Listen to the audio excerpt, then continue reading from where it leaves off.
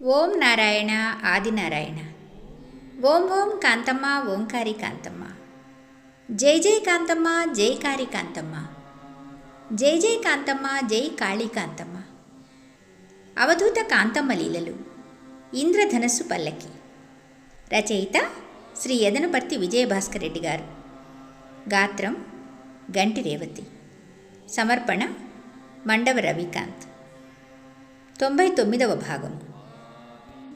నేటి భాగంలో సిద్ధవరం సరోజనమ్మ గారికి అమ్మ కాంతమ్మ తల్లితో కలిగిన అనుభవాలు తెలుసుకుందాం.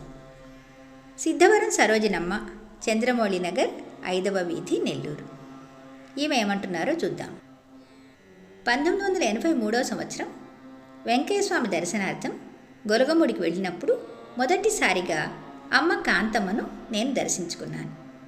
అమ్మకు నాకు అలా పరిచయం కుదిరింది. తల్లి బిడ్డలా ఉండేవాళ్ళం. ఒకరోజు అమ్మ నెల్లూరు చంద్రమౌళి నగర్లో మా ఇంటికి వచ్చింది. 2 రోజులు మా ఇంటి దగ్గరే ఉంది. తర్వాత రోజు కాంతమ్మ తల్లి నాతో, నేను బంతి అన్నం తినాలి, నన్ను గొలగముడికి తీసుకొని పద అన్నది. నాకు కడుపు నొప్పిగా ఉందమ్మా, నేను రాలేను, అబ్బాయి తీసుకొని పోయి వదిలిపెడతాళ్లే అని నేను అన్నాను. అట్లానా అని అమ్మ కొద్దిసేపు గమ్ముగా ఉండిపోయింది. మరి కొద్దిసేపటికి నాకు కడుపు నొప్పి తగ్గిపోయింది. అమ్మని తీసుకొని గొలగముడికి వెళ్ళాను. అక్కడ బంతి అన్నం తిని మరలా గొలగముడి నుండి నెల్లూరు చంద్రమౌళి నగర్కు మా ఇంటికి వచ్చేసాం. 2వ రోజు మా ఇంటిలో ఉన్నప్పుడు అన్నం కలిపి అబ్బాయికి పెట్టింది కాంతమ్మ తల్లి. మా అబ్బాయి పేరు శివకుమార్. అమ్మ మా బాబుని ఎర్రమామయ్య అని పిలిచేది. అమ్మ నన్ను, నీ కమ్మ ఒకటి ఇయ్యవే అని అడిగి తీసుకుంది. ఆ కమ్మను ఇచ్చిన తర్వాత తాను పెట్టుకున్నది. 2వ కమ్మ ఇవ్వబోతుంటే వద్దు అన్నది. బొట్టు తెమ్మని అది కూడా పెట్టుకున్నది. నాకు అమ్మ పార్వతీదేవిలాగా దర్శనమిచ్చింది. ఎప్పుడైనా అమ్మ ఒకసారి చీరను కడితే ఆ చీరను తిరిగి మనకిచ్చేది కాదు, మరెవరో ఒకరికి ఇచ్చేసేది. అన్నం వండుదామని ఎసరు పొయ్యిపై పెడితే పొయ్యిలో ఆ ఎసరును దొర్లించేసేది. ఏందమ్మా ఎసరు తోసేస్తే ఎట్లమ్మా అంటే చిక్కకుండా వెళ్ళేది నవ్వుతూ. నా దగ్గర గారెలు తింటాను అని డబ్బు ఇవ్వమని అడిగి, డబ్బిస్తే గారెలు తెచ్చుకొని వక్కెమ్మ అని వెంకయ్యస్వామి శిష్యురాలుంటే ఆమెకు పెట్టేది. తాను 1 6 తీసుకుని 1 నాకిచ్చేవారు. 1994వ సంవత్సరంలో ఒకరోజు వల్లిపేడుకు సుబ్బారెడ్డి స్వామి, అమ్మ, నేను అందరం బస్సులో వెళ్ళాం. అక్కడ వెంకటమ్మ తల్లి అని ఒక అవధూత ఉండేది. వల్లిపేరు వెంకటమ్మ దగ్గరికి వెళ్ళిన తర్వాత అందరం గుమికూడి, అమ్మ దిగంబరి కదా, అమ్మను చూసి అక్కడ రకరకాలుగా గుసగుసలాడుకుంటున్నారు. అప్పుడు వెంకటమ్మ తల్లి కాంతమ్మ తల్లిని గురించి ఒక మాట అన్నారు. నాలో 3 ఉన్నారు, కాంతమ్మ తల్లిలో 10 మంది ఉన్నారు అని అన్నారు. వారందరూ అమ్మను చూసి విస్తుపోయారు. అప్పుడు కాంతమ్మ తల్లి నన్ను దండ ఇవ్వమని అడిగారు. ఆ దండను తన మెడలో వేసుకుని తిరిగి మరలా నా మెడలో వేశారు. సరోజనమ్మని అడిగి ఒక చీర తీసుకొని మరలా కొద్దిసేపు అయిన తర్వాత చెంచకుండా ఆ చీర నాకిచ్చింది. వల్లిపేడులో ఒక ఆడమనిషికి గాలి పట్టి మంటలు మంటలు అని పరుగులు తీస్తూ అరుస్తుంటే తన మెడలో నేనిచ్చిన దండ ఉందిగా, అమ్మ మెడలో నుండి ఆ దండను తీసి ఆమె మెడలో వేయమన్నది. సరోజనమ్మ ఆ దండను ఆ గాలి పట్టిన ఆమె మెడలో వేసింది. అప్పుడు ఆ దెయ్యం పట్టిన ఆమె మంటలు మంటలు అని అరుస్తున్నది ఇంకా బిగ్గరగా. మరలా అమ్మ ఆమె మెడ నుండి ఆ దండ తీయమని చెప్పింది. ఆమె మెడ నుండి దండ తీసివేశాం. దండ తీసిన 10 నిమిషాలకే ఆమె గుట్టుగా పడుకొని పోయింది. అలా కాంతమ్మ తల్లి తన మహిమలను చూపిస్తూ ఉంటుంది. అపర లోకేశ్వరి అయిన అమ్మకు ఎవరి జబ్బు ఎలా మాయం చేయాలో బాగా తెలుసు. ఒకసారి మన ఇంటికి వచ్చినప్పుడు విస్తరిలో అన్నం పెట్టాను, కూరలు వడ్డించాను. ఆ అన్నం కొంత తిని మిగిలిన అన్నాన్ని శివకుమార్ని తినమని పిలిచింది. మా అబ్బాయి వచ్చి ఆ అన్నాన్ని పూర్తిగా తినేశాడు. మా బాబుకు 18 సంవత్సరాలకే గవర్నమెంట్ ఉద్యోగం వచ్చింది. మంచిగా చేస్తున్నాడు. అందరము అమ్మ దయవలన సుఖంగా ఉన్నాము. ఓం ఓం కాంతమ్మ ఓంకారి కాంతమ్మ. కిన్నెర మాల్యాద్రి గారి అనుభవాలు ఇప్పుడు తెలుసుకుందాం. కిన్నెర మాల్యాద్రి శ్రీమతి జయమ్మ, వారి పెద్ద కొడుకు కార్తీక్. వారి పెద్ద కొడుకు కార్తీక్ని కాంతమ్మ తల్లి పట్టుకొని, వీడు పుణ్యాత్ముడు అని చెప్పేది. అమ్మ చెప్పులు వాడికిచ్చి వేసుకోమని చెప్పేది. అమ్మగారే స్వయంగా తన చెప్పులను కార్తీక్ కాళ్లకు తొడిగేది కూడా. కిన్నెర మాల్యాద్రి రెండో కుమారుడు సాగర్ను తన మంచం పైన కూర్చోబెట్టుకునేది. కాంతమ్మ తల్లి కిన్నెర రమణయ్య గారింటికి వచ్చినప్పుడు అన్నం అడిగేది, దోశలు అడిగేది, పంచదార అడిగేది. ఏది అడిగినా వారు లేదనకుండా ఇచ్చేవారు. కిన్నెర జయమ్మ ఇంటికి వచ్చినప్పుడు కాంతమ్మ తల్లి ఆమెకి స్వప్నంలో కనపడి, చలిగా ఉంది, దుప్పటియ్యమ్మా అన్నది. జయమ్మ చిన్న దుప్పటుందమ్మా అంటే ఏదో ఒకట్లే అన్నదమ్మ. అట్లే జయమ్మ పెద్ద పెద్ద దుప్పట్లు కొని అమ్మ సమాధి దగ్గరకు తెచ్చి అక్కడిచ్చింది. కిన్నెర మాల్యాద్రికి శెట్టిగుంట రోడ్డు సెంటర్లో కూర్చున్నట్లుగా స్వప్న దర్శనమిచ్చింది కాంతమ్మ తల్లి. కాంతమ్మ తల్లి కిన్నెర వెంకట సుబ్బమ్మ ఇంటికి వచ్చే ముందుగా మాల్యాద్రికి స్వప్న దర్శనం ఇస్తూ ఉండేది. ఓం ఓం కాంతమ్మ ఓంకారి కాంతమ్మ. మందాటి వెంకట నరసయ్య. అద్భుతమైన మందాటి వెంకట నరసయ్య గారి అనుభవాలు ఇప్పుడు తెలుసుకుందాం. 1995 మందాటి వెంకట నరసయ్య చెల్లెలు పద్మమ్మ డేగపూడి నుండి కారులో భీమవరానికి అమ్మ కాంతమ్మ తల్లిని తీసుకొని పోయారు. అనేక మంది భక్తులు భీమవరంలో అమ్మను దర్శించుకొని వెళ్తున్నారు. పలుగోడు గ్రామస్తులు చింతపోయిన నాగేశ్వరరావు గూడూరుకు బస్సులో వెళ్తూ భీమవరం దగ్గర బస్సు ఆగింది. బస్సులోని భక్తులు కూడా అందరూ బస్సులో నుండి దిగి అమ్మను దర్శించుకొని బస్సు ఎక్కుతున్నారు.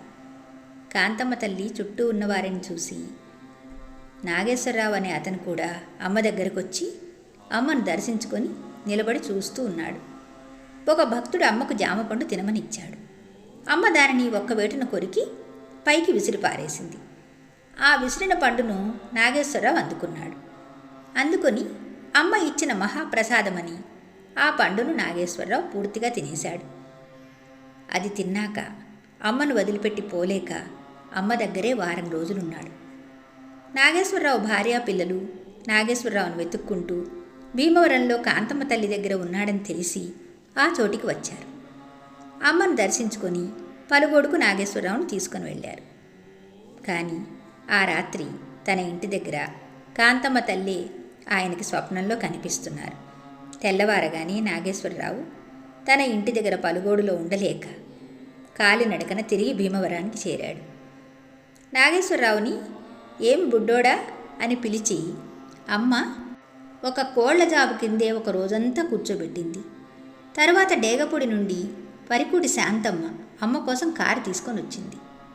భీమవరంలో అమ్మను కారులో ఎక్కించుకొని అమ్మ శిష్యులను నాగేశ్వరరావును కూడా ఎక్కించుకొని డేగపూడి ఆశ్రమానికి వచ్చింది. మరలా నాగేశ్వరరావు వారి ఊరు పోకుండానే డేగపూడిలోని అమ్మ దగ్గర ఉండిపోయాడు. వరికూటి రమణారెడ్డి ఈ నాగేశ్వరరావును చూసి, నీవు ఒక్కసారి ఇంటికి పోయిరా, నీ భార్యా పిల్లలు బాధపడుతుంటారు అని నాగేశ్వరరావుకి చెప్పాడు. కాంతమ్మ తల్లి చెప్తే ఇంటికి వెళ్తాను అన్నాడు అతను. అప్పుడు వరికూటి రమణారెడ్డి, అమ్మా ఈ అబ్బాయిని ఇంటికి పంపించు అని అమ్మను వేడుకున్నాడు. ఈ బుడ్డోడితో నేను కూడా వలుగోడు వెళ్తాను అన్నారు కాంతమ్మ తల్లి. చేసేది లేక వరికూటి రమణారెడ్డి కారు తెప్పించి నాగేశ్వరరావుని అమ్మను తీసుకొని పలుగోడుకు కారులో బయలుదేరారు. ఆ జీపుకి బాడుగ కూడా రమణారెడ్డి గారే ఇచ్చారు. ఆ జీపులో అమ్మవారు, శిష్యులు సుబ్బారెడ్డి స్వామి, నాగేశ్వరరావు అందరూ పలుగోడుకు పయనమయ్యారు. కాంతమ్మ తల్లి పలుగోడులో గుడి దగ్గర దిగి మంచం వేసుకొని పడుకున్నారు. అమ్మ చుట్టూ ఊరిలోని వారు గుంపులుగా చేరారు. ఆ రాత్రి అమ్మవారు అక్కడే ఉన్నారు. కాంతమ్మ తల్లి చుట్టూ సుబ్బారెడ్డి స్వామి, అమ్మవారి శిష్యులు, ఊరివారు కొంతమంది గుడి దగ్గరే బస చేశారు. అమ్మ మంచం క్రింద సుబ్బారెడ్డి స్వామివారు, నాగేశ్వరరావు పడుకొని ఉన్నారు.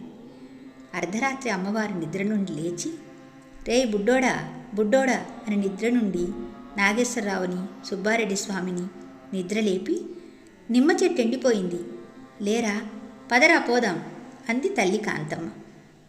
అప్పటికి నాగేశ్వరరావు పలుగోడులో రిగ్గు తెచ్చి తమ పొలంలో 5 బోర్లు వేయించాడు. డబ్బు కూడా వృధా అయిందే కానీ నీరు 5 బోర్లలో కూడా పడలేదు.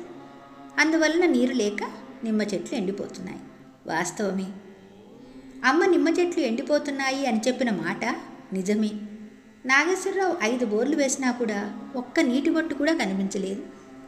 నా మీద ఒట్టు తల్లి అంటూ కాంతమ్మ తల్లికి చెప్పాడు. అమ్మ, నీరు ఉందిరా అక్కడ అని అరవకుండా పదరా అన్నారు.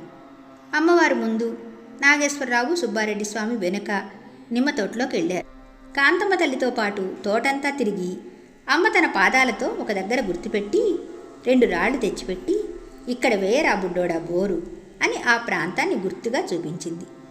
తెల్లవారి నాగేశ్వరరావు ఆ తోటలో గుర్తుపెట్టిన అమ్మ పాదముద్రల దగ్గర ఓరుపల్లి నుండి బోరు బండి తీసుకొచ్చి బోరు వేయించాడు.